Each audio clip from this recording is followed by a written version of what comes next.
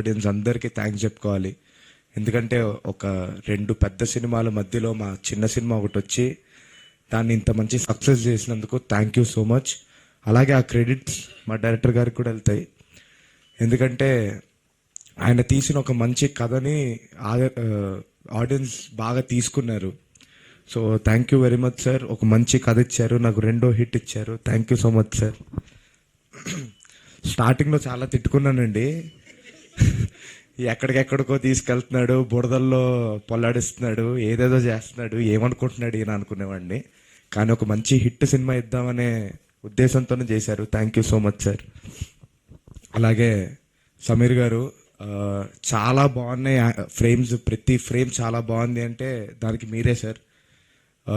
Full ఎండ అండి మేము షూట్ చేసిన టైంలో. ఆ టైంలో కూడా అసలు ఎండ తెలియనియకుండా ఒక మంచి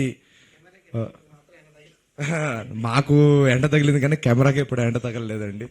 so thank you so much sir. చాలా బాగున్నాయి. సూఫియానా సాంగ్ గురించి అయితే ప్రతి ఒక్కరు నాకు ఫోన్ చేసి చెప్తూనే ఉన్నారు ఇప్పటికీ. Thank you so much sir. అలాగే అంకిత్ ఇంకా చౌదరి గారు ఇద్దరు ఎప్పుడు చూసినా సెట్లో ఎప్పుడు ఒక షూటింగ్కి వెళ్తున్నట్టు ఏ రోజు అనిపించలేదండి మాకు. వెళ్ళి ఎంజాయ్ చేసి టైం పాస్ చేసి ఏదో పిక్నిక్ వెళ్ళినట్టు అనిపించేది మాకైతే, కలిసి కూర్చొని తింటూ. So thank you very much. మీరు ఉన్నారు కాబట్టే సినిమా ఈరోజు ఈ లెవెల్లో ఉందని అనుకుంటున్నాను. Thank you so much. అలాగే వాజ్ గారు అయితే అసలు సార్ ఇంతకుముందు మీరు ఎంత కష్టపడ్డారో తెలియదు సార్ సినిమాల పైన, కానీ మా సినిమా పైన అయితే చాలా కష్టపడ్డారండి. అవసరం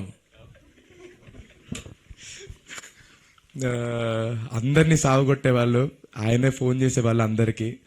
ఆఖరికి మా మ్యూజిక్ డైరెక్టర్ అజయ్ గారికి కూడా. So thank you very much sir. అసలు థ్యాంక్ యూ సార్. అలాగే అరవింద్ గారు, అలానే విద్యక్క, ఇద్దరికి థ్యాంక్స్ చెప్పుకోవాలి. ఒక మంచి సినిమాలో నన్ను తీసుకున్నందుకు థ్యాంక్ యూ వెరీ మచ్. అలాగే అజయ్ గారు ఇంకా రామిరేల గారు ఇద్దరు ఇరక్కొట్టేశారండి. అలానే లాస్ట్ సాంగ్ ఒకటి ఉంటుందండి, రాంభజను అని. ఆ పాట నా ఫేవరెట్ సార్. నిజంగానే చెప్తున్నాను, ఆ లాస్ట్లో ఆ పాట పాడడం అనేది అసలు ఆ సినిమా మన సినిమాని ఎక్కడికో తీసుకెళ్ళిపోయింది. Thank you very much sir. ఇంకా